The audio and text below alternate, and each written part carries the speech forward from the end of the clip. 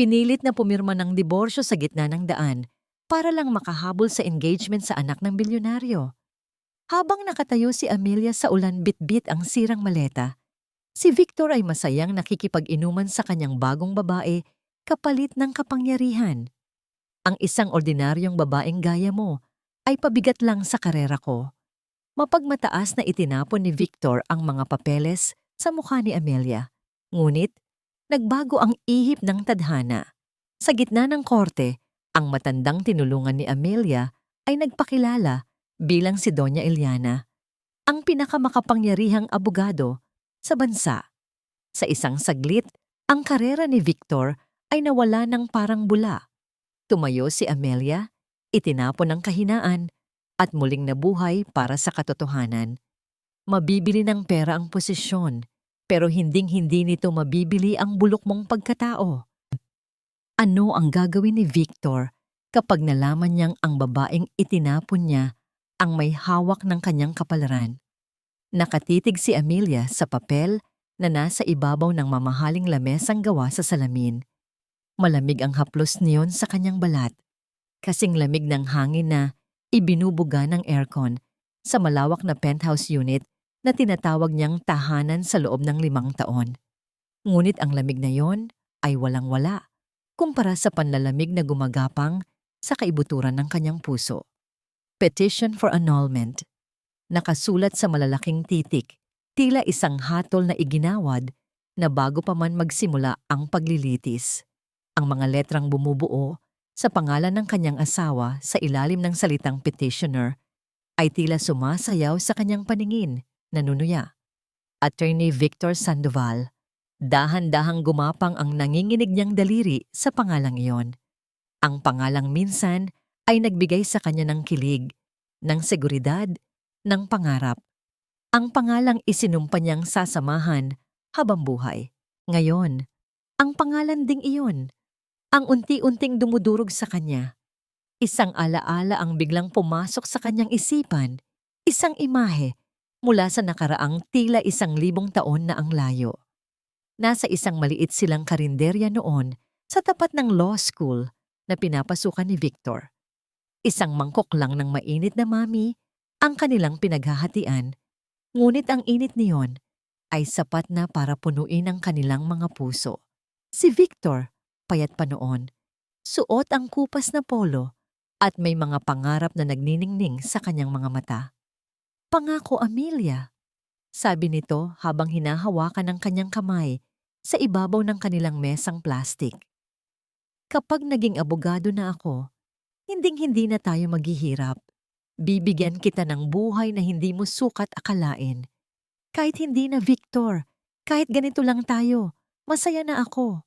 Sagot niya, habang pinupunasan ng pawis sa noo ng lalaki gamit ang kanyang panyo. Umiling ito, at ang pagkislap sa mga mata nito ay mas matindi pa sa ilaw ng kanilang kandila. "Hindi, karapat dapat ka sa lahat ng magagandang bagay sa mundo. At hindi kita pababayaan. Hinding-hindi." "Victor!"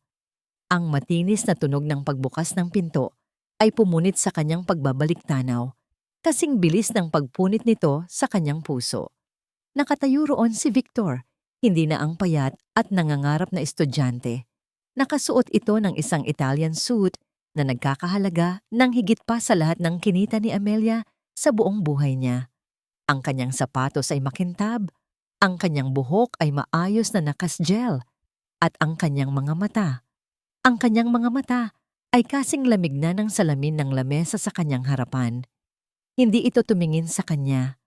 Ang tingin nito ay nasa malayo, tila isa lamang siyang kasangkapan sa bahay na nalimutan ng alisin.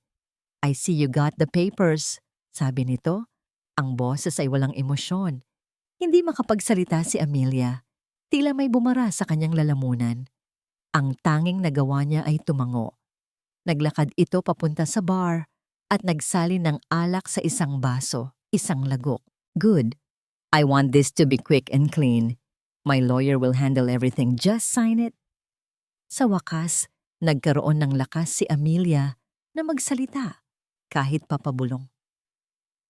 "Bakit, Victor? Pagkatapos ng lahat, bakit?" Doon lang ito lumingon sa kanya.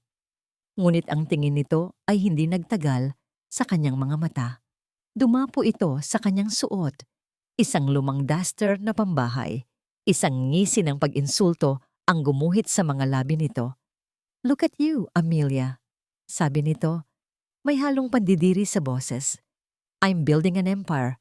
I'm meeting senators, CEOs, foreign dignitaries, at ikaw, you've become a housewife. Isang palamuti sa bahay na naluma na. You're an embarrassment." Ang bawat salita ay isang punyal. Ang bawat salita ay tumatagos. Mas masakit pa sa sampal. "Isinuko ko ang lahat para sa'yo." Halos hindi na marinig na sabi ni Amelia habang namumuo ang mga luha sa kanyang mga mata. "Isinuko ko ang trabaho ko, ang mga pangarap ko, para suportahan ka." "And I appreciate that," sagot ni Victor, na tila ba pinag-uusapan lang nila ang panahon. "You served your purpose, but we're on different levels now. Kailangan ko ng partner na kakayanin akong sabayan, hindi isang asawang kailangan kong itago." Lumapit ito sa kanya, hindi para aluin siya, kundi para kunin ang isang mamahaling pluma mula sa lalagyan nito. Inilapag nito yon sa tabi ng mga dokumento. Isang huling paghamak. Ang plumang ginagamit nito sa pagpirma ng milyon-milyong kontrata, ngayon ay gagamitin para tapusin ang kanilang pagsasama. "Just sign it, Amelia. It's for the best." Humarap na ito para umalis. Sa huling pagkakataon, sinubukan ni Amelia. "Victor, please, huwag mong gawin to." Huminto ito sa tapat ng pinto, ngunit hindi lumingon. Ang likod nito na matigas at walang pakialam ang huling imaheng ibinigay nito sa kanya. "Huwag mo nang pahirapan ang sarili mo, Amelia. Alam mong hindi ka mananalo sa akin." Ang tunog ng pagsara ng pinto ay tila isang malakas na kulog na yumanig sa buong gusali at sa buong mundo ni Amelia. Naiwan siyang mag-isa sa nakabibinging katahimikan, kasama ang isang pirasong papel na sisira sa kanyang buhay at ang isang alaala ng isang pangakong matagal nang napako. Isang butil ng luha ang pumatak mula sa kanyang mata, tumama sa salitang petitioner. Doon, sa ibabaw ng pangalan ni Victor, ang kanyang luha ay dahan-dahang kumalat. Binubura ang tinta, binubura ang lahat. Ang amoy ng mamahaling sigarilyo at French perfume ay humahalo sa hangin. Ang mahinang tugtog ng jazz ay tila isang pamilyar na himig sa pandinig ni Eternal Victor Sandoval. Itinaas niya ang kanyang baso na naglalaman ng isang daliring cordon bleu. Pinanood ang dahan-dahang paggalaw ng amber na likido. Ito ang lasa ng kalayaan, ang lasa ng tagumpay. Kanina lang, iniwan niya si Amelia sa gitna ng kanilang penthouse, isang multo ng nakaraan na unti-unti nang naglalaho. Walang bahid ng pagsisisi sa kanyang dibdib, walang anino ng panghihinayang. Ang naramdaman niya pagtalikod niya sa babaeng minsan niyang tinawag na buhay ko ay isang malaking gaan ng loob, para siyang nag-alis ng isang mabigat na kadena na matagal nang pumipigil sa kanyang paglipad. Si Amelia, sa isip-isip niya, ay isang magandang kabanata, isang kinakailangang hakbang, ngunit tapos na ang kabanatang iyon. Ngayon, siya ay nasa epilogo na ng kanyang bagong libro, isang librong isinulat sa ginto at kapangyarihan. "You seem pleased with yourself, Atoy Sandoval." Isang boses na malambing ngunit may pahiwatig ng talas ang pumukaw sa kanya. Ngumiti si Victor bago pa man lumingon. Si Katrina Imperial, nakaupo sa kanyang tabi, suot ang isang itim na damit na yumayakap sa kanyang perpektong katawan. Ang kanyang mga alahas ay kumikinang sa madilim na ilaw ng bar. Siya ang larawan ng lahat ng bagay na hinahangad ni Victor. Ganda, yaman at koneksyon. Siya ang susi sa pinakatuktok ng lipunan. "I just took out the trash." Simpleng sagot ni Victor bago uminom mula sa kanyang baso. Tumawa si Katrina, isang tawang kontrolado at elegante. "How poetic. Kawawa naman si..." What's her name again? Amelia? Ang paraan ng pagbigkas niya sa pangalan ay tila isang maruming salita. She'll be fine, sabi ni Victor. Iwinawagayway ang kamay na tila ba isang langaw lang ang kanyang pinag-uusapan. She'll get what she deserves. Which is nothing, I hope? Tanong ni Katrina habang ang kanyang daliri ay gumagapang sa braso ni Victor. Ngumisi si Victor. Of course. May kinuha si Katrina mula sa kanyang Hermes clutch, isang maliit na kahon na nababalot sa pelus.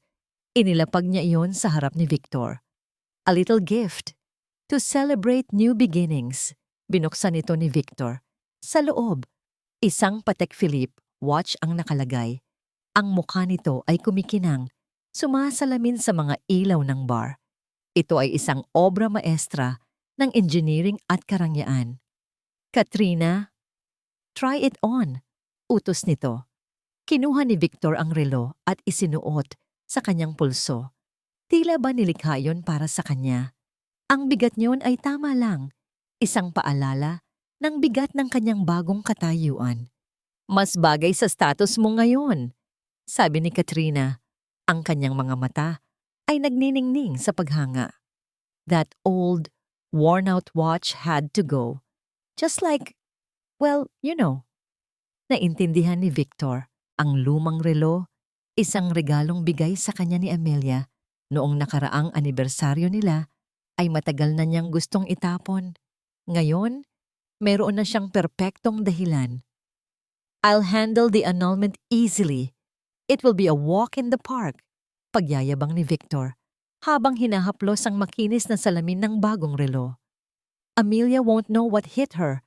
She's too emotional, too naive for this world. Are you sure? Tanong ni Katrina. May bahid ng pag-aalinlangan. Baka lumaban siya. Women like her, the sentimental types, they can be surprisingly stubborn. Isang malakas na tawa ang kumawala kay Victor. Let her try. Nasa akin ang lahat ng baraha. I know every dirty trick in the book. In fact, I wrote some of them.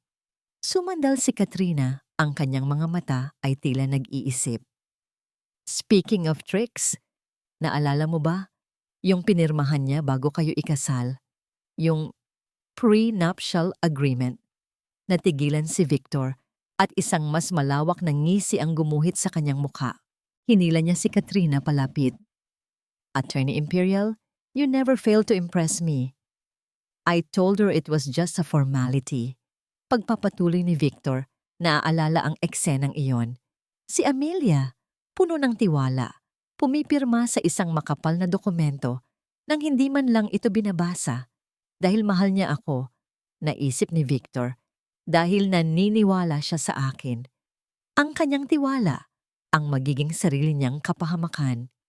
May clause doon, sabi ni Katrina. Ang boses ay halos pabulong na. Article 4, Section 3. In the event of separation, any party found to be unsupportive of the other's career forfeits all claims to conjugal properties. And I will prove, dugtong ni Victor, ang kanyang mga mata ay nag-aapoy sa kasakiman, that by refusing to adapt to my new social life, by remaining a simple housewife, she was actively being unsupportive, a dead weight to my ambition. Brilliant! Puro ni Katrina. It's flawless. Itinaas nilang dalawa ang kanilang mga baso. Ang kristal ay nag-umpugan, lumilikha ng isang matinis na tunog na tila nagpapahayag ng kanilang tagumpay. To the future, sabi ni Victor. And to new beginnings, sagot ni Katrina. Ininom nila ang kanilang mga alak. Ngunit pagkatapos ng tagay, ang nangiti ni Katrina ay bahagyang nagbago. Mayroong isang bagay na mas malamig, mas kalkulado sa kanyang tingin. Lumapit siya at bumulong sa tainga ni Victor. Ang kanyang hininga ay mainit at mapanganib. Siguraduhin mong hindi na niya tayo magugulo pa, Vic. Naramdaman ni Victor ang pagpisil ng kamay nito sa kanyang braso. Durugin mo siya. Hindi natinag si Victor. Sa halip, isang kakaibang kilabot ang gumapang sa kanya. Isang kilabot ng pagkasabik. Ito ang babaeng para sa kanya. Isang babaeng kasing talas, kasing tuso, at kasing walang puso niya. Isang bahagyang ngiti ang sumilay sa kanyang mga labi habang tinititigan niya ang babaeng nasa harap niya. Hinawakan niya ang kamay nito at marahang hinalikan. Consider it done. Lumipas ang 2 araw na tila isang mahabang, walang katapusang gabi. Si Amelia ay gumagalaw sa loob ng penthouse na parang isang kaluluwang ligaw. Ang bawat sulok na dati puno ng mga alaala ng pagmamahal, ngayon ay sumisigaw ng kataksilan. Ang katahimikan ay nakabibingi, pinupuno lamang ng mahinang ugong ng aircon at ng malakas na kabog ng kanyang dibdib. Isang maliit na bahagi sa kanya ang umasa pa rin, isang hiblang pag-asa na baka ito'y isang masamang panaginip lamang. Baka buksan ni Victor ang pinto, may dalang bulaklak at sasabihing nagkamali lang siya. Isang hangal na pag-asa, alam niya, ngunit iyon na lamang ang kanyang pinanghahawakan. Ngunit ang pag-asang iyon ay tuluyang nag-unaw nang dumating ang isang mensahero. May dalang isang makapal na brown envelope na may selyo ng Sandoval and Associates Law Firm. Nanginginig ang mga kamay ni Amelia habang binubuksan ito. Ang papel sa loob ay mas makapal at mas malamig kaysa sa petition for annulment. Ito ay isang formal na notice to vacate. Nakasaad doon, sa legal na pananalitang walang awa, na binibigyan siya ng 7 araw para lisanin ang tirahan. Nakasaad din na sa ilalim ng isang kasunduan na kanyang pinirmahan bago ang kasal, isinusuko niya ang lahat ng karapatan sa anumang ari-arian na naipundar sa loob ng kanilang pagsasama. Ang hangin ay tila naubos sa kanyang baga. Hindi lang siya binabasura. Nililimas din ang lahat ng bakas ng kanyang pagkatao sa buhay ni Victor. Sa gitna ng kanyang paghihinagpis, isang pangalan ang pumasok sa kanyang isip. Si Maricel, ang kanyang matalik na kaibigan mula pa noong kolehiyo, ang kanyang maid of honor. Kailangan niya ng kausap. Kailangan niya ng isang taong magsasabing hindi siya nag-iisa. Nanginginig niyang kinuha ang telepono at idinayal ang numero. Pagkatapos ng ilang ring, sumagot ito. Hello? Sel, si Amy to. Halos pabulong na, sabi ni Amelia. Isang sandali ng katahimikan sa kabilang linya. Narinig ni Amelia ang isang mahinang pagbuntong hininga. Oh, Amy, napatawag ka. Ang boses ni Maricel ay iba, maingat, walang sigla. Sel, kailangan ko ng tulong mo. Si Victor. Nabasag ang boses ni Amelia. Iniwan niya ako. Pinapaalis niya ako sa bahay. Nabalitaan ko nga. Mabilis na sagot ni Maricel. Look, Amy, I'm really sorry to hear that, pero muli katahimikan. Ano ba ang magagawa ko? Gusto ko lang ng kausap, Sel. Gusto ko lang ng kaibigan. Umiiyak na, sabi ni Amelia. Amy, maging praktikal ka na lang, sabi ni Maricel. Ang boses ay naging mas malamig, mas malayo. Alam mo naman kung gaano ka-impluwensya si Victor. Ayokong madamay sa gulo niyo. Ang maipapayo ko lang, ibigay mo na lang kung anong gusto niya para matapos na, para sa kapayapaan mo na rin. Tila isang baldeng nagyayelong tubig ang ibinuhos kay Amelia.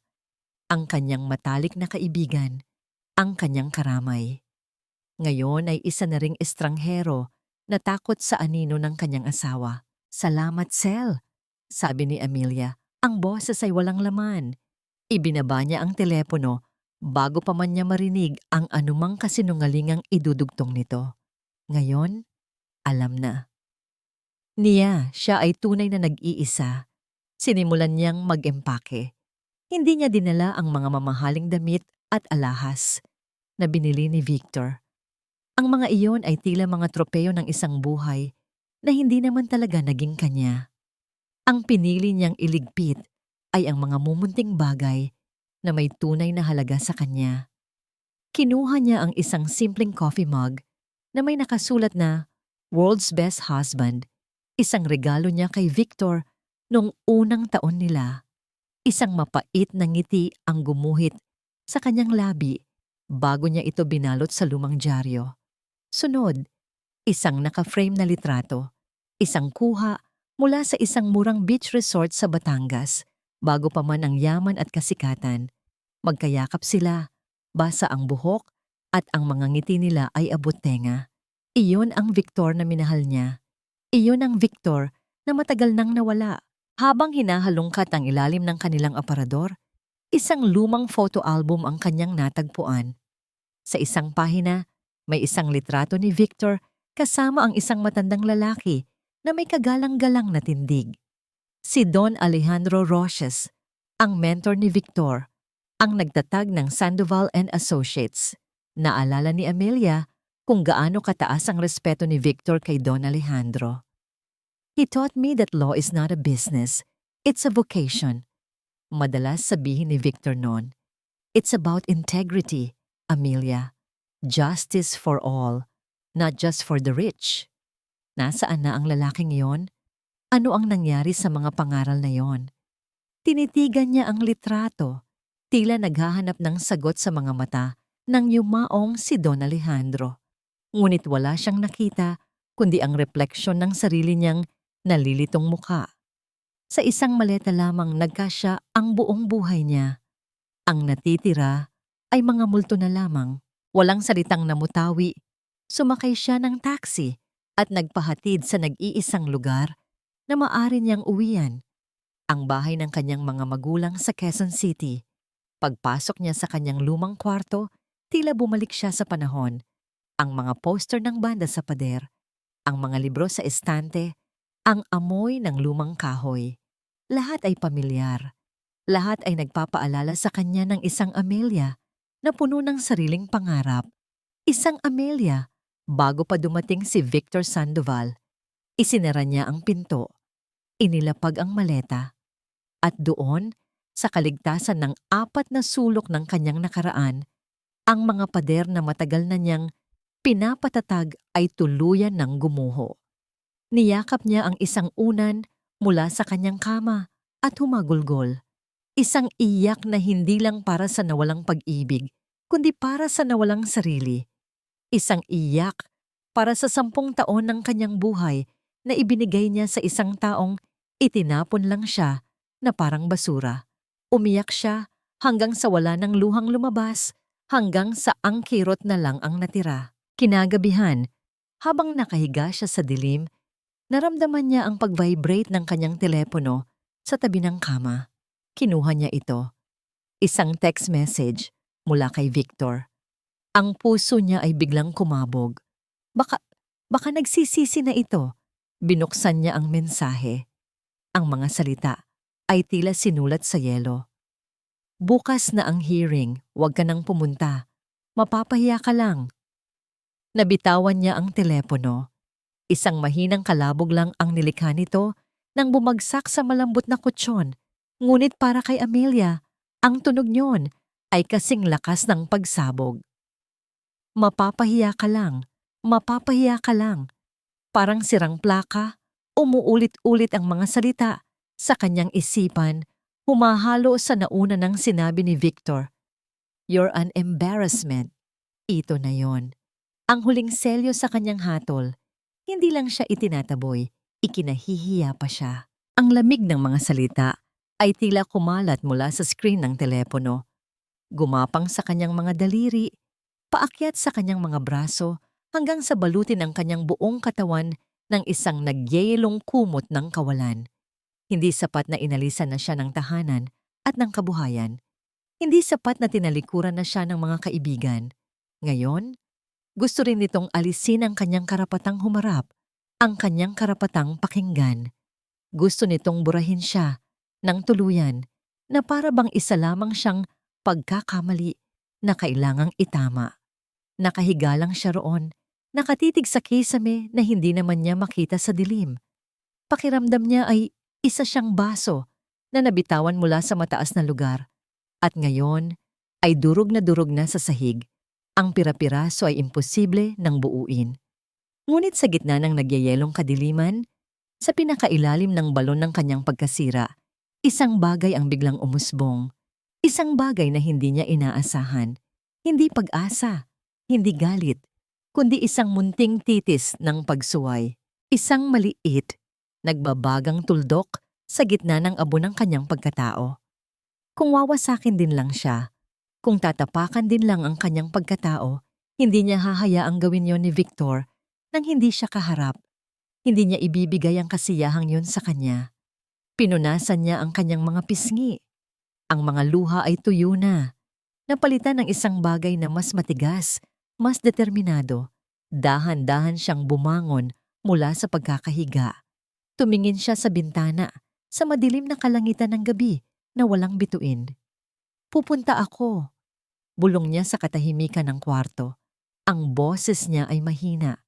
Ngunit sa kauna-unahang pagkakataon, sa loob ng maraming araw, hindi ito nanginginig. Hindi para lumaban. Hindi para manalo. Kundi para siguraduhin kung wawasakin man niya ako, gagawin niya iyon habang nakatingin ako sa kanyang mga mata. Hindi natulog si Amelia. O kung nakatulog man siya, hindi niya ito naramdaman. Ang bigat sa kanyang dibdib ay mas epektibo pa sa anumang alarm clock para gisingin siya bago pa man sumikat ang araw. Bumangon siya mula sa kama. Bawat galaw ay tila nangangailangan ng napakalaking lakas. Naglakad siya papunta sa salamin na nakasabit sa kanyang lumang aparador. Ang babaeng nakatitig pabalik ay isang estranghera. Ang kanyang mga mata ay malalim, tila nilamon ng dilim ng gabi. Ang kanyang balat ay maputla at ang kanyang mga labi ay walang kulay. Ito ang mukha ng pagkatalo. Ito ang mukha ng isang taong inubos at itinapon. Mapapahiya ka lang. Ang mga salita ni Victor ay umaling-ungaw sa kanyang isipan. Isang malamig na bulong na nagpapababa sa kanyang tingin. Ngunit itinaas niya itong muli. Pinilit na salubungin ang tingin ng babae sa salamin. Para sa babaeng yon, pupunta siya. Kahit para lang masabi na sa huling pagkakataon, hindi siya nagtago. Pumili siya ng damit. Isang simpleng bestida na kulay krema, luma na, ngunit malinis. Ang uri ng damit na isusuot niya noon bago pa siya natutong magsuot ng mga damit na may pangalan ng mga designer na hindi niya kayang bigkasin. Walang alahas, walang make-up. Tanging ang sarili niya lang. Ang wasak, ngunit buo pa ring sarili. Hindi siya nag-almusal. Tila may isang malaking bato na nakabara sa kanyang lalamunan. Nagpaalam lang siya sa kanyang ina na may mga matang puno ng pag-aalala at sinabing may aasikasuhin lang siya sa syudad. Ayaw niyang maging pabigat pa. Walang pera sa kanyang pitaka para sa taxi. Ang natitira niyang ipon ay kailangan niyang tipirin. Kaya't ginawa niya ang isang bagay na matagal na niyang hindi ginagawa. Naglakad siya patungo sa sakayan ng bus. Ang init ng umaga sa Maynila ay agad na yumakap sa kanya, isang maalinsangang kumot. Ang ingay ng EDSA ay isang dagundong na sumalubong sa kanyang katahimikan. Nang huminto ang isang bus na paayala, sumakay siya. Agad siyang sinalubong ng siksikan ng mga tao, ng pinaghalong amoy ng pawis at murang pabango. Lahat ay nagmamadali. Lahat ay may patutunguhan. Samantalang siya, pakiramdam niya ay patungo siya sa isang bangin. Nakahanap siya ng maliit na espasyo para makatayo, malapit sa pinto. Mahigpit ang kapit sa malamig na bakal na handrail. Ang mga tanawin sa labas ng bintana ay mabilis na dumadaan, malabo, hindi maproseso ng kanyang isipan. Ang mundo sa labas ay umiikot pa rin, parang walang pakialam sa mundong gumuho sa loob niya. May mga nagtatawa ng estudyante, may mga office workers na nagmamadali. Sa isang sandali, ang bus ay bahagyang bumagal dahil sa trapiko. Sa kanyang bintana, nakita niya ang isang magkasintahan na nakaupo sa isang waiting shed. Magkahawak ang kanilang mga kamay, nagkukulitan, nagbabahagi na ng isang pares ng earphones. Ang lalaki ay may sinabi at ang babae ay tumawa, isang tawang puno ng saya at pagmamahal. Isang matinding kirot ang biglang kumislot sa dibdib ni Amelia. Minsan, ganyan din sila ni Victor. Minsan, ang mundo nila ay nagkasya sa isang pares ng earphones at sa isang walang katapusang tawanan. Kusa siyang napalingon, hindi na kinaya pang tingnan ang eksenang yon. Ang ingay sa loob ng bus ay mas lalong lumakas.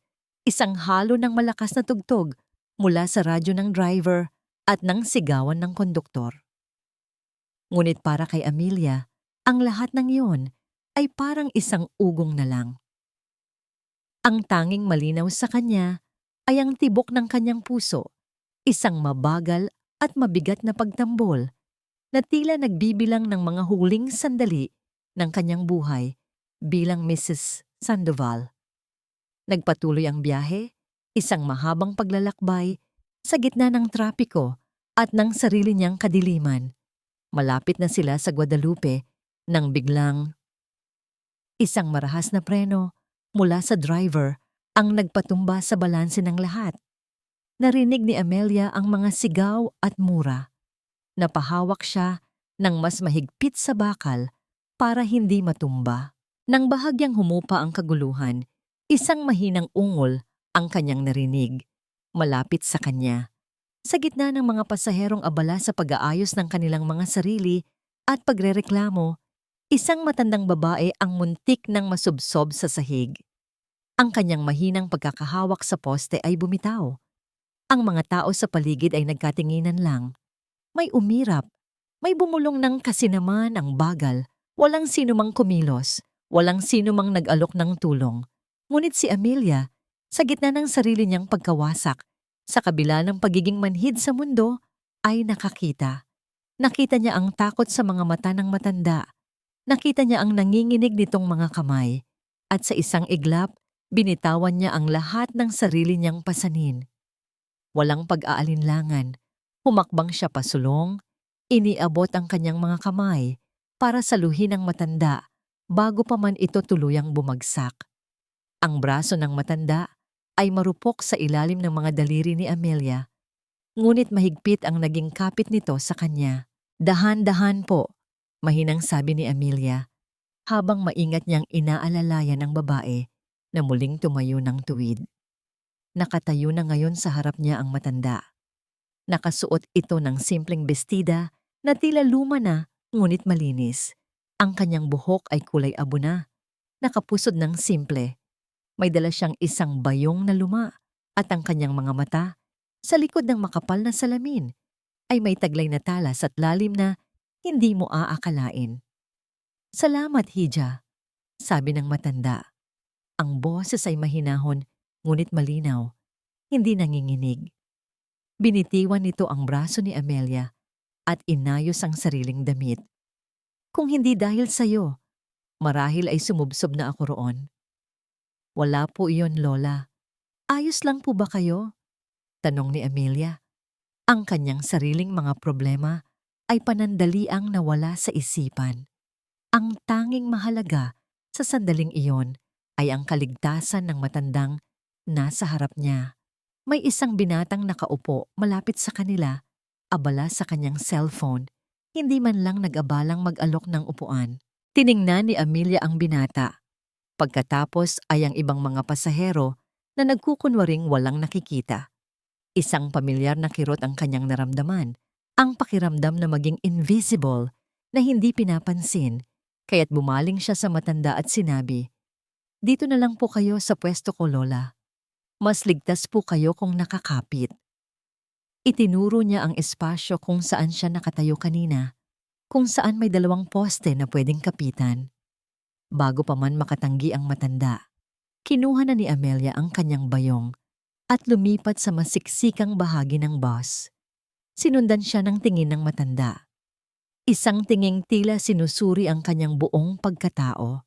Hindi ito isang tingin ng simpleng pasasalamat, kundi isang tinging mapanuri, matalino. "Napakabuti mo namang bata," sabi nito.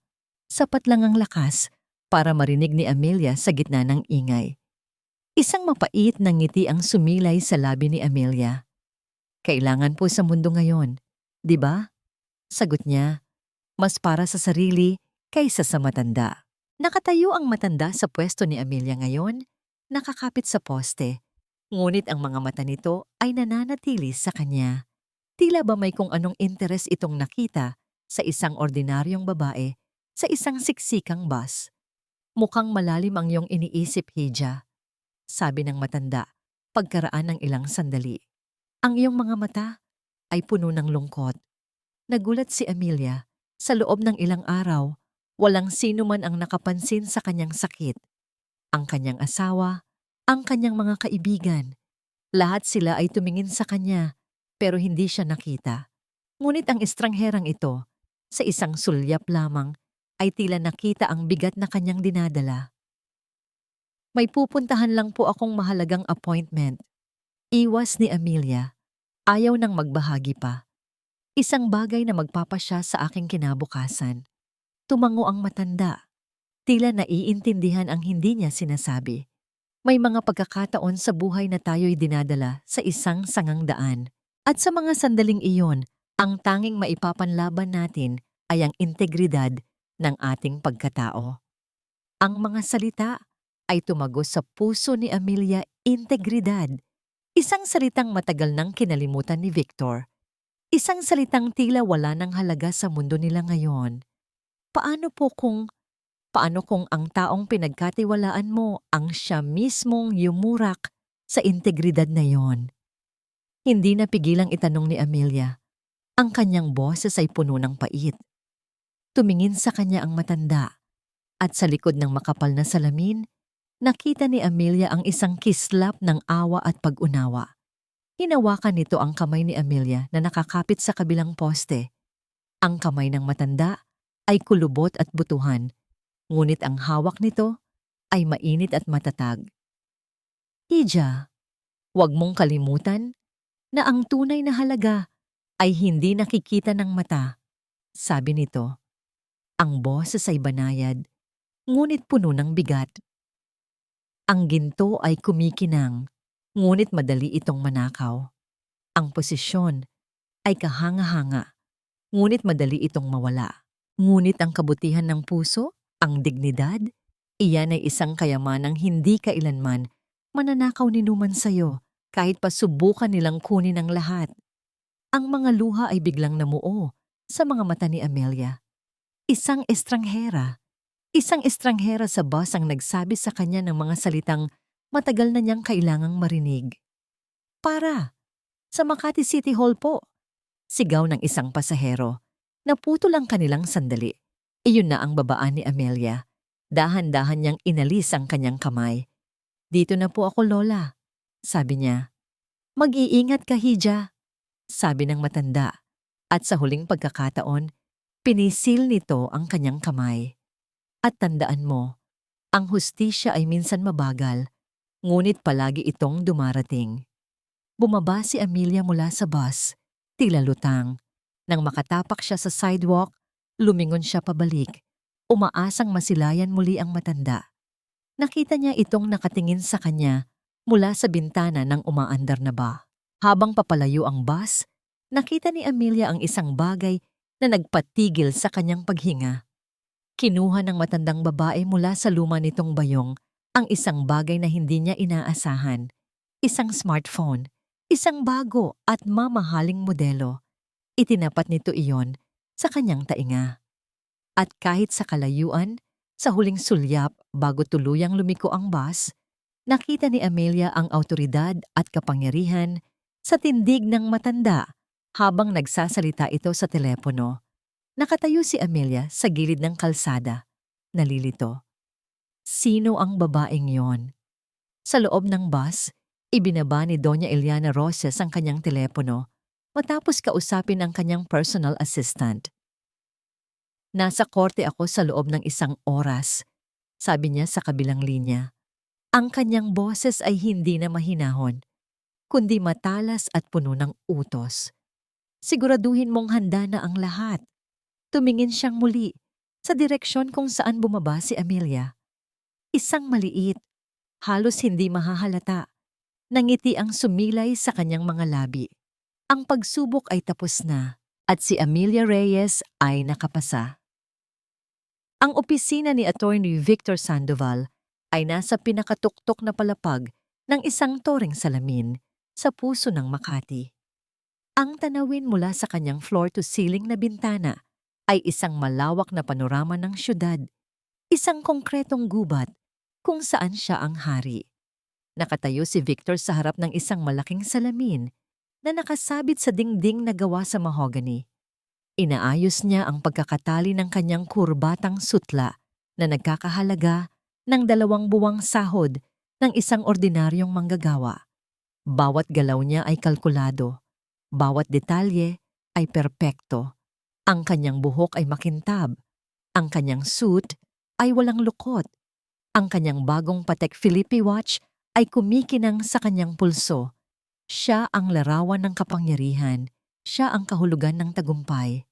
Everything is ready, Attorney Sandoval, sabi ng kanyang junior associate, isang binatang takot na takot kahit sa sarili niyang anino. Nakatayo ito malapit sa pinto, nanginginig na hawak ang isang folder ng mga dokumento. Hindi lumingon si Victor. Tinititigan niya ang sariling refleksyon, isang ngisi ng kasiyahan, ang unti-unting gumuhit sa kanyang mga labi. Of course it's ready. Ako ang naghanda, mayabang niyang sagot. May balita ka ba sa kabilang panig? Wala po, sir. Walang isinumiting anumang mosyon o representasyon. Mukhang totoo pong a-attend siya ng walang abogado. Isang mahinang tawa ang kumawala kay Victor. Good. Mas madali, mas mabilis. Pumihit siya paharap sa kanyang associate at ang lamig sa kanyang mga mata ay nagpatiklop sa balikat ng binata. Make sure the media contacts are on standby. Gusto ko ng magandang anggulo kapag lalabas ako ng korte. The victorious barrister, something like that. Yes, sir. Opo, sir. Mabilis na sagot ng binata bago dali-daling lumabas ng silid. Naiwan si Victor na mag-isa. Naglakad siya papunta sa kanyang malaking mesa. Ang ibabaw nito ay makintab at walang kalat. Maliban sa isang bagay. Isang naka-frame na litrato. Hindi ito litrato ni Amelia. Matagal na niyang itinapon iyon. Ito ay ang litrato niya kasama si Don Alejandro Roques, kuha noong araw ng kanyang pagtatapos sa law school. Pareho silang nakangiti. Siya, isang binatang puno ng pangarap. Si Don Alejandro, isang alamat na puno ng pag-asa para sa kanya. Kinuha ni Victor ang litrato. Pinagmasdan niya ang mukha ng matandang lalaki, ang kanyang mentor, ang taong nagbigay sa kanya ng unang pagkakataon. Kung nakikita mo lang ako ngayon, Don Alejandro, bulong ni Victor sa litrato. Mas malaki pa sa pinangarap mo ang narating ko. I'm at the top of the food chain. Isang ngisi ang muling sumilay sa kanyang mga labi, ngunit may kasama itong bahid ng panunirya. You were a brilliant lawyer, old man, pero masyado kang idealist. Justice for all. What a naive concept. Itinayo niyang muli ang litrato sa mesa, ngunit sa pagkakataong ito, itinalikod niya ito, upang ang mukha na lang ni Don Alejandro ang nakaharap sa dingding. Isang simbolikong pagtalikod sa mga pangaral na matagal na niyang ibinasura. Ang integridad, para sa kanya, ay isang salitang para lamang sa mga talunan. Ang mahalaga ay ang manalo. Anuman ang paraan. Nakita niya ang pangalan sa screen, Katrina Imperial. Isang ngiti ang agad na pumalit sa kanyang malamig na ekspresyon. Sinagot niya ito. Hello, beautiful. Bati niya. Ang boses ay malambing na. Ready for your big day, superstar? Tanong ni Katrina sa kabilang linya. Ang boses ay puno ng panunukso. I was born ready. Sagot ni Victor. This is just a minor formality before we proceed with the main event, our future. I like the sound of that, sabi ni Katrina. My father is very excited to meet you properly after this is all done. He's talking about a merger. Ang puso ni Victor ay lumukso sa tuwa. Merger. Iyon ang ultimong premyo. Ang pagsasanib ng Sandoval and Associates at ng Imperial Holdings, ang kapangyarihan, ang bilyones. Tell your father I'm looking forward to it. Just make sure you tie up all the loose ends, Vic. No mistakes, no mercy. When have I ever shown mercy? Sagot ni Victor. I'll call you after it's done. We'll celebrate. I'm already chilling the champagne. Break a leg, or better yet, break her spirit. Ibinaba ni Victor ang telepono. Puno ng kumpiyansa, lumakad siya patungo sa bintana at muling tinanaw ang syudad sa ibaba. Ang mga sasakyan ay parang mga langgam. Ang mga tao ay mga tuldok na walang pangalan. Ganyan din ang tingin niya kay Amelia ngayon. Isang tuldok. Isang maliit, hindi mahalagang bahagi ng kanyang nakaraan na kailangan ng burahin para maging malinis ang kanyang hinaharap. Inayos niyang muli ang kanyang kurbata. Kinuha ang kanyang mamahaling leather briefcase. At sa huling pagkakataon, sumulyap siya sa salamin. Ang nakita niya ay isang hari na handa nang pumunta sa kanyang koronasyon. Huminga siya ng malalim. Ang dibdib ay puno ng hangin ng kayabangan. Pagkatapos, naglakad siya palabas ng kanyang opisina. Bawat hakbang ay matatag. Bawat hakbang ay patungo sa korte kung saan, sigurado siya, ang tagumpay ay naghihintay na sa kanya. Wala siyang kamalay-malay na sa parehong oras na yon, isang matandang babae na may dalang bayong ang bumababa sa isang bus. May daladalang hustisya na mas mabigat pa sa lahat ng batas na nakasulat sa kanyang mga aklat. All rise. Ang boses ng bailiff ay umalingaw-ngaw sa loob ng halos walang taong courtroom. Tumayo si Amelia, ang kanyang mga tuhod ay tila gelatin. Ang silid ay malamig at malawak at pakiramdam niya ay lumiliit siya sa bawat segundong lumilipas. Pagpasok ng hukom, isang lalaking may kulay abo ng buhok at mga matang pagod, umupo ang lahat. Nakaupo si Amelia sa isang bangko na para sa mga respondent, isang salitang banyaga sa kanya. Mag-isa siya. Sa kabilang panig sa lamesa ng petitioner, naroon si Victor, nakaupo ng may kumpiyansa sa tabi ng kanyang abogado, isang matabang lalaki na may makintab na ulo. Mukha silang mga buwitreng handa nang dumagit. Hindi tumingin si Victor sa direksyon niya. Para sa kanya, isa lang si Amelia sa mga kasangkapan sa loob ng silid.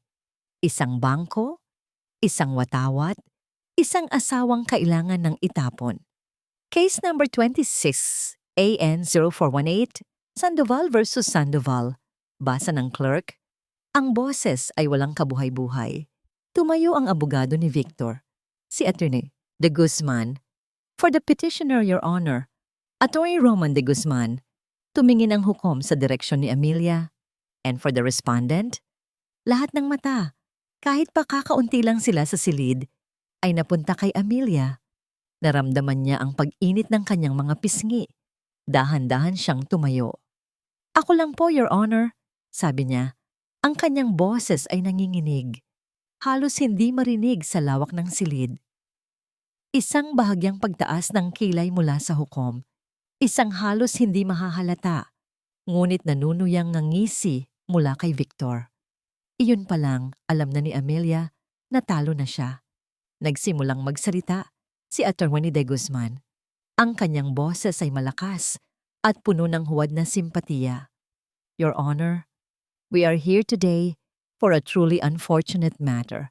My client, Attorney Victor Sandoval, a respected member of the bar, has come to this difficult decision after years of emotional distress and a marriage that has, sadly, become irreconcilably broken. Habang nagsasalita ang abogado, sunod-sunod nitong inilatag ang kanilang mga ebidensya. Ang bawat salita ay isang dagok sa sikmura ni Amelia. Ipinakita nila ang mga bank statement na nagpapatunay na si Amelia ay walang sariling kita at lubos na umaasa sa kabutihang loob ng kanyang asawa. Ang salitang ginamit ay parasitic. Sunod, ipinakita nila ang mga litratong kinunan mismo ni Victor nang hindi niya alam. Mga litrato niya habang nanonood ng TV, nakasuot ng duster. Mga litrato niya habang nagdidilig ng halaman sa kanilang balkonahe. Mga simpleng eksena sa bahay na binigyan nila ng masamang kahulugan. As you can see, Your Honor, sabi ni Attorney De Guzman, itinuturo ang isang litrato ni Amelia na natutulog sa sofa while my client was working tirelessly, building his career, providing a life of luxury. The respondent chose a life of leisure and indolence. Katamaran, ang salitang iyon ay tumatak sa isipan ni Amelia. Ang pag-aalaga niya sa bahay, ang paghahanda niya ng pagkain, ang pagsuporta niya sa bawat hakbang ni Victor. Lahat ng iyon ay binansagan nilang katamaran. Pagkatapos ay tinawag si Victor para magbigay ng kanyang salaysay. Tumayo ito nang may bigat ng isang martir na tila siya ang biktima sa lahat ng ito. Mahal ko si Amelia, Your Honor. Simula niya, ang boses ay puno ng pekeng kalungkutan. Pero habang umuunlad ang aking karera, habang lumalawak ang aking mundo, naiwan siya. Tinangka ko siyang isama sa mga social function, sa mga importanteng pagtitipon, pero palagi siyang tumatanggi. Mas gusto niyang maiwan sa bahay. Naging pabigat siya sa aking pag-angat. It pains me to say this, but my wife became unsupportive of the very success that I was building for the both of us. Isang kasinungalingan. Isang malaking kasinungalingan. Hindi siya tumanggi. Si Victor mismo ang nagsabi sa kanyang huwag na siyang sumama dahil hindi siya marunong manamit at nakakahiya. Sinubukan ni Amelia na tumayo. That's not true. Sabi niya, ang boses ay basag. Order in the court. Sigaw ng hukom, ang mga mata ay matalim na nakatutok sa kanya. You will have your turn to speak, Miss Reyes. Napaupo si Amelia, ang kanyang puso ay dumadagundong.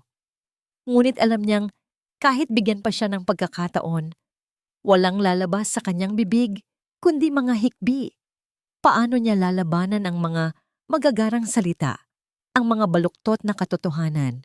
Siya lang, laban sa dalawang bihasang abogado. Nang matapos magsalita si Victor, binalingan ng hukom si Amelia. Ang kanyang muka ay walang emosyon, ngunit ang kanyang tono ay may bahid ng pagkainip. Miss Reyes, do you have anything to say? Any evidence to refute the petitioner's claims? Muling tumayo si Amelia. Ang lahat ng dugo sa kanyang katawan ay tila umakyat sa kanyang ulo. Tiningnan niya si Victor, umaasang makakita ng kahit katiting na pagsisisi. Ngunit ang nakita niya lang ay malamig na determinasyon. Tiningnan niya ang hukom na tila ba nakapagdesisyon na. Binuksan niya ang kanyang bibig, ngunit walang salitang lumabas. Ang kanyang lalamunan ay tuyo. Ang kanyang isipan ay blangko. Ang bigat ng kahihiyan at sakit ay masyadong mabigat. Dahan-dahan siyang umiling. At sa pag-iling na yon, isang luha ang pumatak mula sa kanyang mata. Nakita ito ni Attorney De Guzman at agad na nagsalita. Your Honor, the respondent's silence and emotional display speak for themselves. We rest our case. Tumango ang hukom, tila kontento na.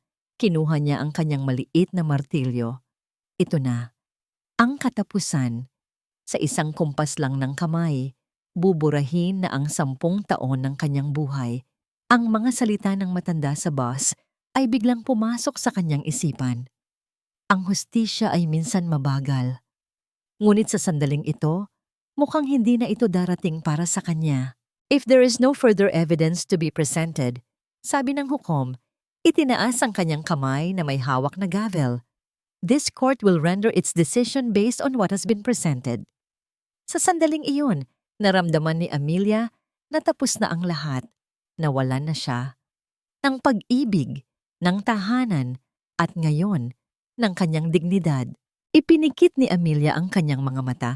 Hinihintay ang tunog ng pagbagsak. Bang! Ngunit ang tunog na pumuno sa silid ay hindi ang matinis na pagpukpok ng gavel sa kahoy. Ito ay ang malakas at marahas na pagbukas ng 2 dambuhalang pinto sa likuran ng courtroom. Lahat ng atensyon ay napunta sa pinto. Maging ang hukom na natigilan sa ere ang kamay ay napatingin. Mula sa liwanag ng pasilyo, isang anino ang nabuo. Isang babae. Hindi na siya ang matandang nakasuot ng simpleng bestida sa bus. Ang babaeng pumasok ay nakasuot ng isang eleganteng navy blue pantsuit na tila isinukat para sa kanya.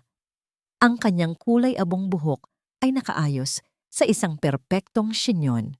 Suot niya ang parehong salamin, ngunit ngayon, sa likod ng mga lenteng iyon, ang kanyang mga mata ay hindi na nagpapakita ng awa, kundi ng purong awtoridad.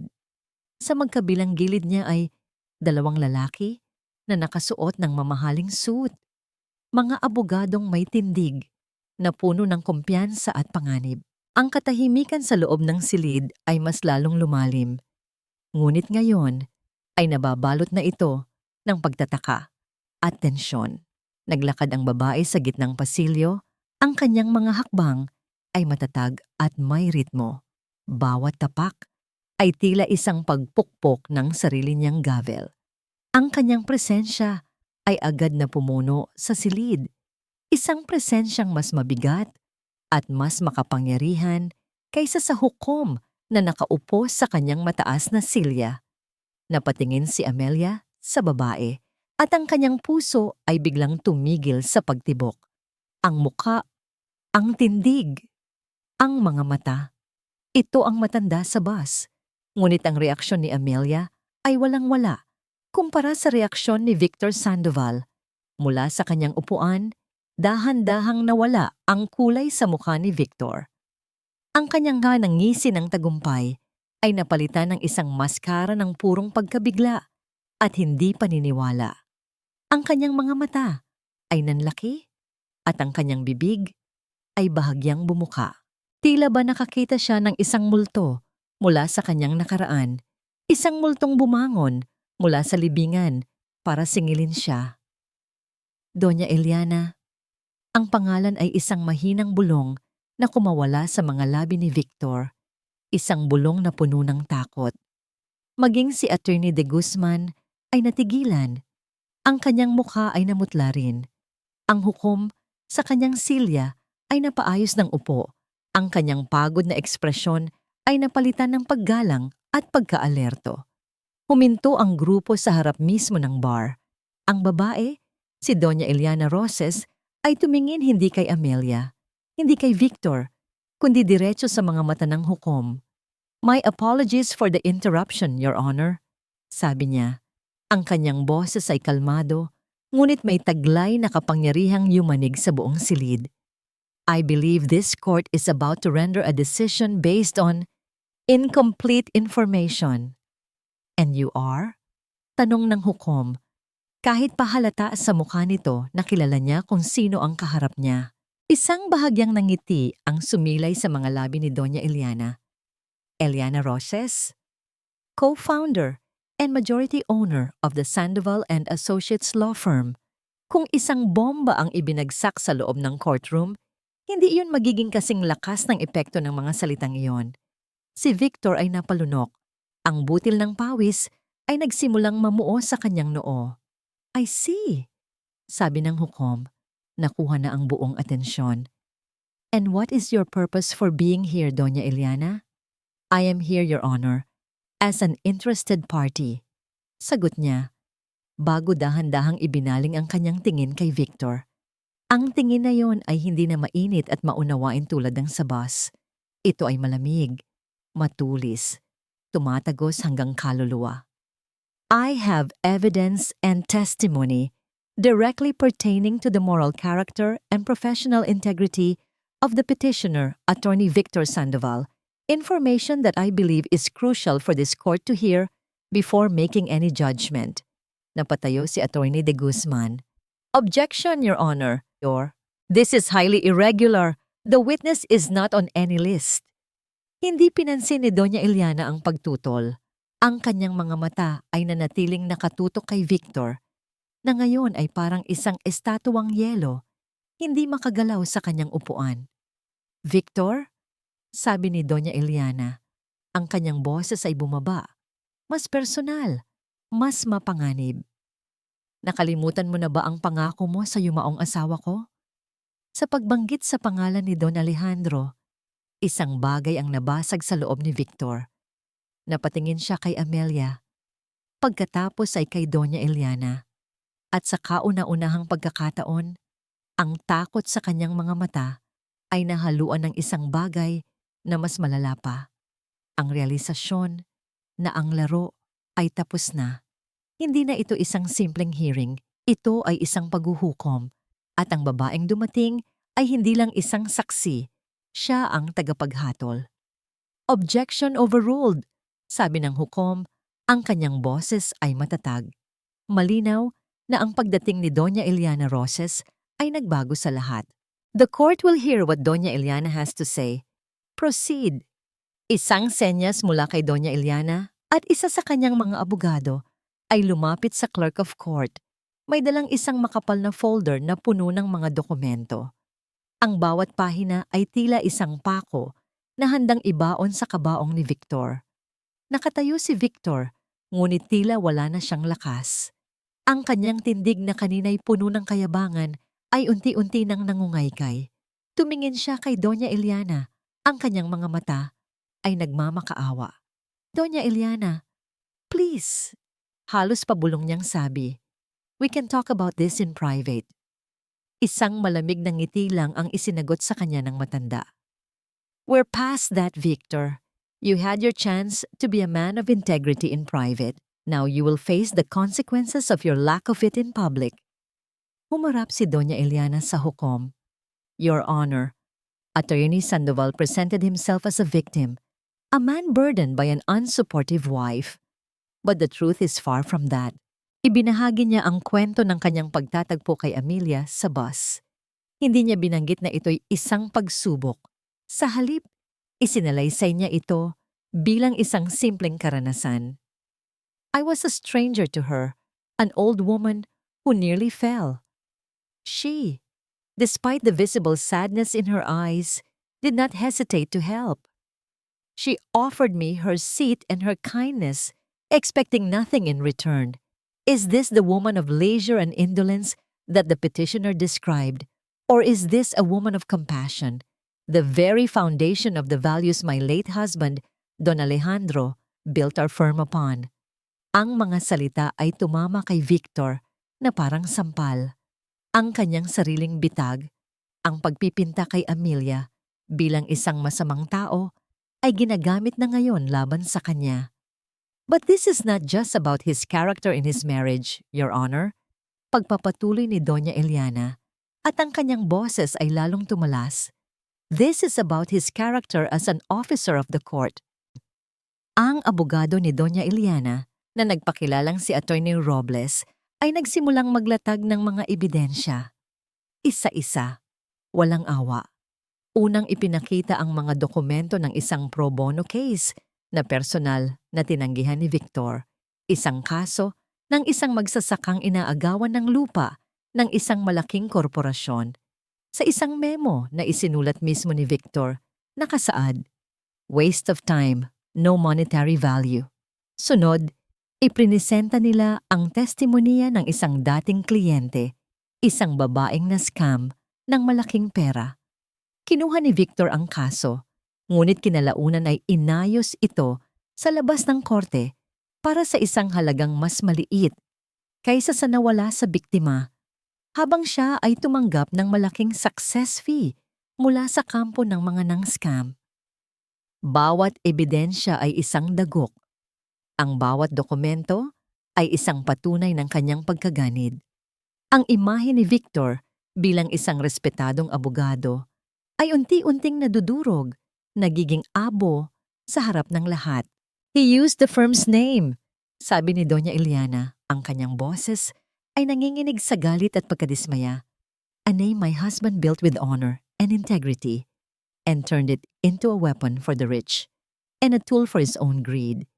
He betrayed his clients. He betrayed his mentor. He betrayed every oath he took as a lawyer. Si Atty. De Guzman ay sumusubok na mag-object, ngunit ang bawat pagtutol niya ay tila desperado at walang laman. Ang hukom ay nakikinig ng mabuti. Ang kanyang mukha ay isang maskara ng seryosong pag-aalala. Sa wakas, humarap si Doña Eliana kay Victor. Ang kanyang mga mata ay puno ng lungkot. Ngunit ang kanyang desisyon ay matatag na parang bato.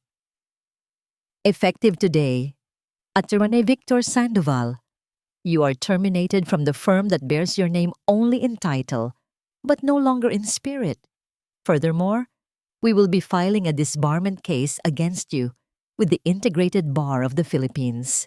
You are a disgrace to the profession. Pagkasabi noon, gumuho ang mundo ni Victor. Napakahawak siya sa lamesa para suportahan ang sarili. Ang kanyang mga binti ay tila hindi na kayang dalhin ang bigat ng kanyang katawan. Ang suit na suot niya na kanina'y simbolo ng kanyang kapangyarihan ay tila naging isang costume na hindi na bagay sa kanya. Tumingin siya kay Amelia. Si Amelia ay nakatingin din sa kanya. Ngunit walang tagumpay sa kanyang mga mata. Walang galak. Ang nakita lang ni Victor ay isang malalim, nakalulunod na kalungkutan. Isang kalungkutan, hindi lang para sa sarili, kundi para na rin sa lalaking minsan niyang minahal. At ngayon, ay nasasaksihan niyang nawawasak. Ang kanyang katahimikan ay mas malakas pa kaysa sa lahat ng akusasyon ni Doña Eliana. This annulment hearing is suspended pending the investigation into the serious allegations against the petitioner. Deklara ng hukom, ang kanyang boses ay may bigat ng awtoridad. Court is adjourned. Nagkagulo ang silid. 2 court security personnel ang lumapit kay Victor, hindi para arestuhin siya, kundi para i-escort siya palabas. Habang kinukuha nila ang kanyang braso, naramdaman ni Victor ang pag-vibrate ng kanyang telepono sa bulsa. Sa huling hibla ng kanyang lakas, kinuha niya ito. Isang text message mula kay Katrina Imperial. Binuksan niya ito, umaasang makahanap ng kahit konting suporta. Ang nabasa niya ay isang maikli at brutal na hatol, mas masakit pa sa desisyon ng hukom. "Huwag mo na akong tatawagan." Nabitawan ni Victor ang telepono. Nagkalat ang mga piraso nito sa sahig tulad ng mga piraso ng kanyang buhay. Habang inilalabas siya ng mga gwardiya, dumaan siya sa harap ni Amelia. Ang kanilang mga mata ay nagtagpo sa huling pagkakataon. Walang salitang namutawi. Ngunit sa isang sandaling iyon, nakita ni Victor ang lahat ng kanyang nawala. Hindi ang pera, hindi ang posisyon, kundi ang isang pag-ibig na totoo. Isang pag-ibig na kanyang sinayang at dinurog dahil sa walang katapusang ambisyon. At sa sandaling iyon, alam niyang nawala na sa kanya ang lahat. Ang init ng tasa ng kape ay gumagapang sa nanlalamig na mga palad ni Amelia. Nakaupo siya sa isang tahimik na coffee shop sa isang sulok ng Makati, malayo sa kaguluhan ng Hall of Justice. Sa kanyang harapan, nakaupo si Doña Eliana Roces, hindi na ang makapangyarihang tagapaghatol sa korte, kundi ang babaeng may mabait na mga mata na nakilala niya sa bus. Ilang minuto silang walang imikan. Hinayaan ni Doña Eliana si Amelia na huminga, na iproseso ang lahat ng nangyari. Ang biglaang pagbaliktad ng mundo. Ang pagbagsak ng lalaking minsan ay sentro ng kanyang universo. "Ayos ka lang ba, Hija?" Basag ni Doña Eliana sa katahimikan. Ang boses nito ay puno ng pag-aalala. Tumango si Amelia, ngunit hindi siya makatingin ng diretso. "Hindi ko po alam." Gulat, nalilito, malungkot. Ang huling salita ay halos pabulong na lang. "Malungkot?" "Opo," aminado ni Amelia. "Kahit po sa lahat ng ginawa niya, nasasaktan pa rin po akong makita siyang ganoon." Isang maunawaing nangiti ang sumilay sa mga labi ni Doña Eliana. "Dahil may mabuti kang puso, Amelia." Isang katangiang matagal nang kinalimutan ni Victor na hanapin, kapwa sa iba at sa kanyang sarili. Doon na nagkaroon ng lakas ng loob si Amelia na magtanong, "Bakit po, Doña Eliana? Bakit niyo po ginawa ang lahat ng ito?"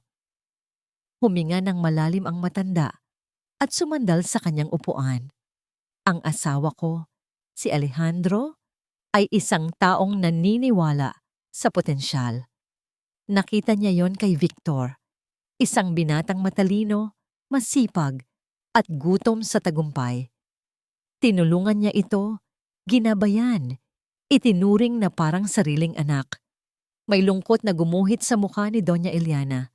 Pero nakita rin ni Alejandro, ang anino, sa likod ng liwanag ni Victor.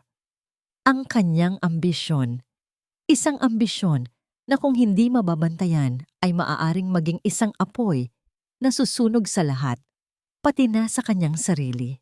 Bago pumanaw si Alejandro, ipinangako niya sa akin na bantayan ko si Victor. Na siguraduhin kong hindi niya malilimutan ang sinumpaan niyang tungkulin. At sa loob ng maraming taon, akala ko'y tinutupad niya iyon. Pagpapatuloy nito. Ngunit nagsimula akong makarinig ng mga bulong-bulungan. Mga kasong biglang nawawala. Mga kliyenteng biglang nananahimik. At nang mabalitaan ko ang tungkol sa inyo, kung paano kanya itinatrato, alam kong nabigo ako sa aking pangako. Ang anino na kinatatakutan ni Alejandro ay tuluyan ng nilamon si Victor.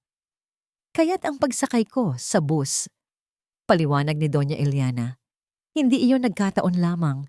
Iyon ay isang pagsubok.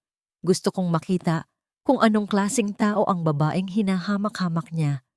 Kung ikaw ba ay tulad din niya, o kung ikaw ang uri ng tao na ipinaglalaban ng aming kumpanya. At hindi mo ako binigo, Amelia. Ngayon, naiintindihan na ni Amelia ang lahat. Ang lahat ng katanungan ay nasagot na. Ang kanyang simpleng pagtulong ay naging susi sa lahat. Lumipas ang isang linggo. Ang kaso ni Victor ay naging isang malaking iskandalo sa legal community. Ang annulment ay na-dismiss at napalitan ng isang mas maayos at mas patas na kasunduan sa diborsyo na pinangasiwaan ng mga abogado ni Doña Eliana. Dumating ang araw ng huling pagpirma. Nagkita sila sa isang conference room sa lumang opisina ni Victor. Ang lugar na dati puno ng buhay at kapangyarihan ay tila malungkot at walang laman. Dumating si Victor, hindi na suot ang kanyang mga mamahaling damit. Nakasuot lang siya ng simpleng polo shirt. Ang kanyang buhok ay magulo at may namumuong balbas sa kanyang mukha. Tila tumanda siya ng 10 taon sa loob ng isang linggo. Ang kayabangan sa kanyang mga mata ay wala na. Napalitan ito ng isang malalim na kapaguran at kahihiyan. Hindi sila nag-usap. Inilatag ng abogado ang mga papel sa lamesa. Mga papel na nagsasaad na lahat ng ari-arian ay hahatiin ng pantay. Mga papel na magbibigay kalayaan kay Amelia. Kinuha ni Amelia ang pluma at walang pag-aalinlangang pumirma. Pagkatapos, itinulak niya ang mga dokumento at ang pluma palapit kay Victor. Nakatitig lang si Victor sa papel, tila hindi makapaniwala. Bakit? Tanong niya. Ang kanyang boses ay paos. Pagkatapos ng lahat, bakit ganito ka pa rin kabait? Hindi sumagot si Amelia. Hinintay lang niya itong pumirma. Nanginginig ang kamay ni Victor habang inaabot ang pluma. Amelia, I'm sorry. Sa wakas, nagsalita si Amelia. Ang kanyang boses ay kalmado, walang galit, walang pait. Pinapatawad kita, Victor. Napatingala si Victor, may bahid ng pag-asa sa kanyang mga mata. Pero hindi para sa'yo. Pagpapatuloy ni Amelia. Pinapatawad kita para sa sarili ko. Para makalaya na ako sa lahat ng sakit na idinulot mo. Pumirma si Victor. Ang tinta ay kumalat ng bahagya. Tila may pumatak na kung ano sa papel. Tumayo si Amelia. Tapos na ang lahat. Paalam, Victor. Naglakad siya palabas ng silid. Hindi siya lumingon. Bawat hakbang palayo ay mas magaan kaysa sa nauna. Naramdaman niya ang pag-angat ng isang mabigat na kadena mula sa kanyang puso. Nang makalabas siya sa gusali at masinaga ng araw, huminga siya ng malalim. Ang hangin ay tila mas malinis. Ang langit ay tila mas bughaw. Sa kauna-unahang pagkakataon, sa loob ng napakatagal na panahon, naramdaman niyang malaya. Siya. Hindi lang malaya mula kay Victor, kundi malaya para muling maging si Amelia. Lumipas ang 6 na buwan. Ang sikat ng araw ay malayang pumapasok sa mga salaming bintana ng isang maliit ngunit abalang opisina sa Quezon City. Ang pangalan sa pinto ay simple lang, Puso at Katarungan Foundation. Sa loob, si Amelia Reyes ay nakaupo sa kanyang simpleng mesa, kausap ang isang babaeng umiiyak sa kanyang harapan. Si Amelia ay hindi na ang babaeng may malungkot na mga mata. Ang kanyang buhok ay maikli na ngayon, mas bumagay sa kanyang mukha. Nakasuot siya ng simpleng blusa at pantalon at ang kanyang nangiti ay kalmado at puno ng kumpiyansa. "Huwag kang mag-alala, Mrs. Dizon," sabi ni Amelia habang inaabot ang isang kahon ng tissue sa babae.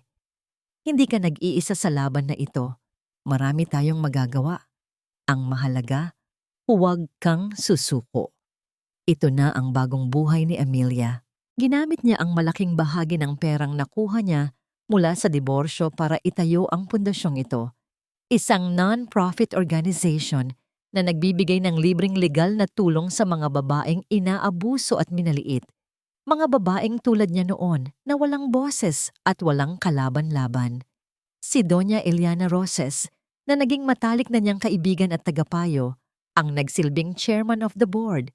Ang dati rating gusali ng Sandoval and Associates ay naibenta na at isang bahagi ng kita ay idinonate sa pundasyon bilang pagtupad sa tunay na legacy ni Don Alejandro.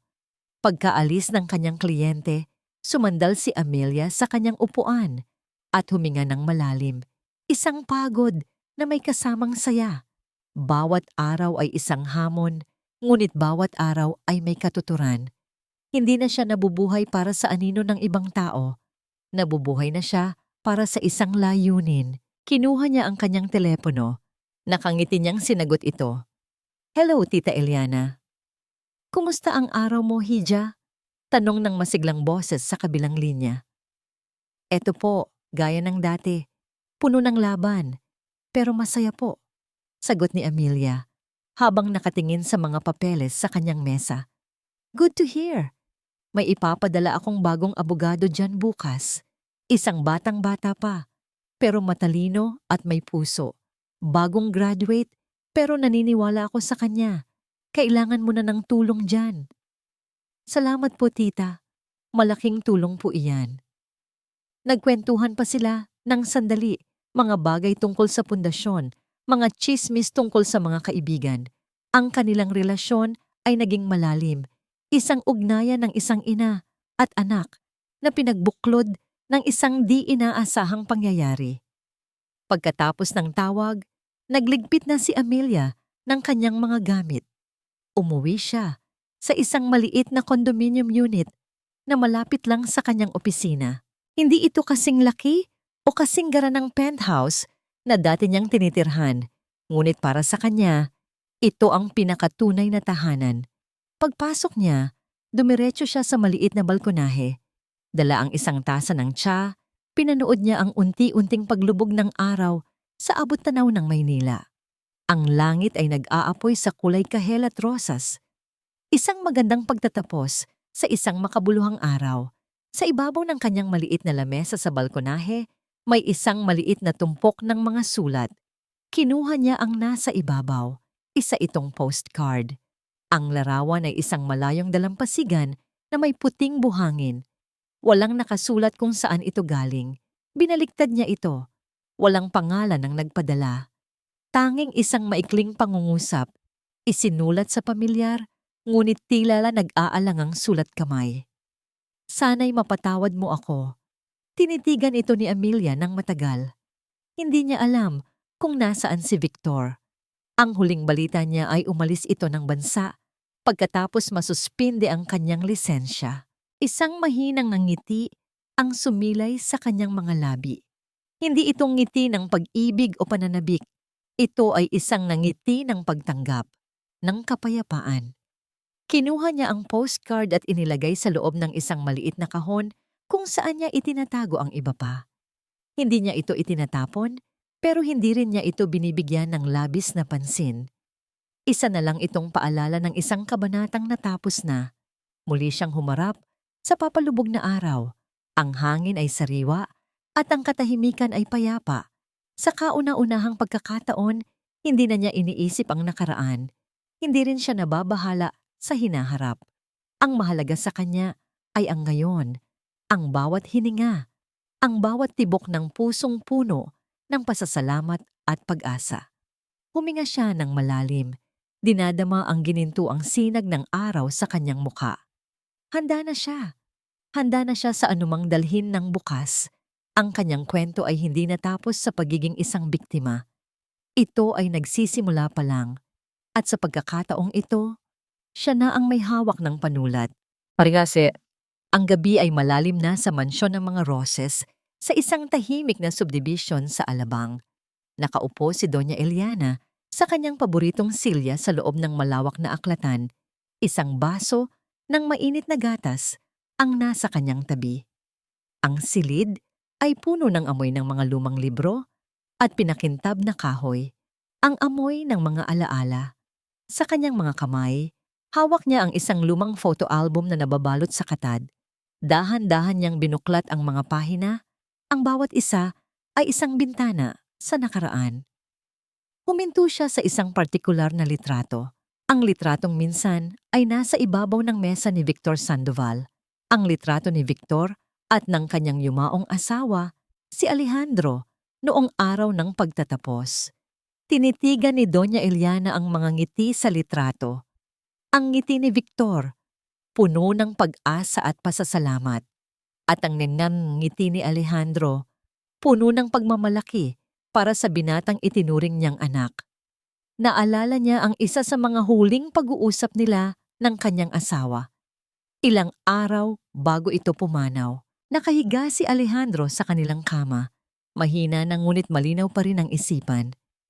Eliana, mahal ko, sabi nito, habang mahigpit na hawak ang kanyang kamay. Si Victor, may liwanag at dilim sa batang iyan. Ang kanyang talino ay pambihira, ngunit ang kanyang ambisyon, mapanganib. Alejandro, huwag mo nang isipin iyan. Magpagaling ka. Sagot niya, pinipigilan ang sariling mga luha. Umiling ito. Makinig ka, mahal. Ipinapangako ko sa'yo, alagaan mo si Victor. Huwag mong hayaan na ang ambisyon niya ang sumira sa legasiya na binuo natin. Bantayan mo siya.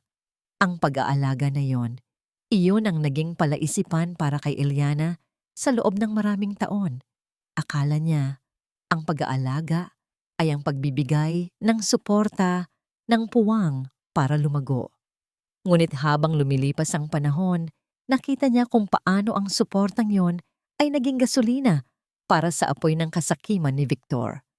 Ang pagsakay niya sa bus ay hindi lang isang pagsubok para kay Amelia. Ito ang kanyang huling paraan para tuparin ang kanyang pangako kay Alejandro. Alam niyang hindi niya kayang alagaan si Victor sa paraang gusto ng kanyang asawa kung patuloy niya itong kukonsintihin. Ang tunay na pag-aalaga, naunawaan niya, ay minsan nangangahulugan ng pagbibigay ng isang mahirap at masakit na leksyon. Isang leksyong hindi na naibigay ni Alejandro. Kinailangan niyang sirain si Victor para subukang iligtas kung ano pa ang natitira sa lalaking minsan ay nakita ng kanyang asawa. Kinuha niya ang isa pang litrato mula sa ilalim ng album, isang mas bagong litrato. Kinuha niya ito nang hindi alam ni Amelia. Nakatayo si Amelia sa harap ng kanyang pundasyon. Nakangiti habang kausap ang isang matandang babae. Ang ngiti ni Amelia ay totoo. Walang bahid ng kaplastikan. Puno ito ng liwanag. Mula sa malayo, madalas niyang pinagmamasdan si Amelia. Nakikita niya ang pagbabago, ang paghilom, ang pagiging isang babaeng mas matatag at mas may layunin. Nakikita niya ang isang klase ng legasya na mas tumatagal kaysa sa pangalan sa isang gusali ng opisina. Isinara niya ang album at inilagay sa mesang katabi niya. Sa tabi nito, may isang bagong dyaryo. Ang headline sa lifestyle section ay nakakuha ng kanyang pansin. Puso at katarungan, ang bagong mukha ng pag-asa. May maliit na litrato ni Amelia sa ilalim ng titulo. Kinuha ni Doña Eliana ang litrato ni Alejandro at Victor at tinitigan itong muli. Bumulong siya sa hangin, isang mensahe para sa kanyang yumaong kabiyak. Mahal, mahina niyang sabi. Isang ngiti ng kapayapaan ang gumuhit sa kanyang mga labi. Sa tingin ko, nagawa ko na ang tama. Ang pag-aalaga kay Victor ay hindi ang pagsalba sa kanyang karera. Ito ay ang pagbibigay sa kanya ng pagkakataong harapin ang sarili niyang anino, kahit pa sa pinakamapait na paraan. At ang pagprotekta sa legasya ni Alejandro, hindi ito ang pagpapanatili sa pangalan ng kumpanya. Ito ay ang paghahanap ng isang taong tunay na magdadala ng diwa nito. Isang taong tulad ni Amelia na sa pamamagitan ng simpleng kabutihan ay nagpatunay na ang tunay na katarungan ay hindi nasusukat sa pera o kapangyarihan kundi sa puso. Inilapag ni Doña Eliana ang litrato, itinabi sa diaryong nagtatampok sa tagumpay ni Amelia. Ang dalawang legasya, ang luma at ang bago, ay magkatabi na ngayon. Ang apoy sa fireplace ay marahang namatay at ang orasan sa dingding ay patuloy sa kanyang marahang pagpukpok. Tapos na ang kwento. Ang lahat ay nasa kanya-kanya ng tamang lugar. At sa tahimik na aklatan, isang babae ang payapang nakangiti. Alam na ang pangako ay natupad na. Sa pagtatapos ng kwento ni na Amelia at Victor, malinaw na ang tunay na hustisya ay dumarating hindi sa pamamagitan ng kapangyarihan, kundi ng konsensya. Si Victor, na pinili ang ambisyon kaysa pag-ibig, ay tuluyang bumagsak sa harap ng katotohanang hindi niya kayang bilhin o takasan. At si Amelia, na minsang itinuring na mahina at walang halaga, ay napatunayang mas matatag kaysa sinuman. Ang kanyang simpleng kabutihan sa isang estrangherong matanda ay naging susi ng kapalaran, patunay na ang mabuting gawa, gaano man kaliit, ay may kakayahang magbalik ng liwanag at katarungan. Ang kasamaan ay nahayag, ang mga mapagsamantala ay naparusahan, at ang nanatiling tapat sa sarili ay binigyan ng bagong simula.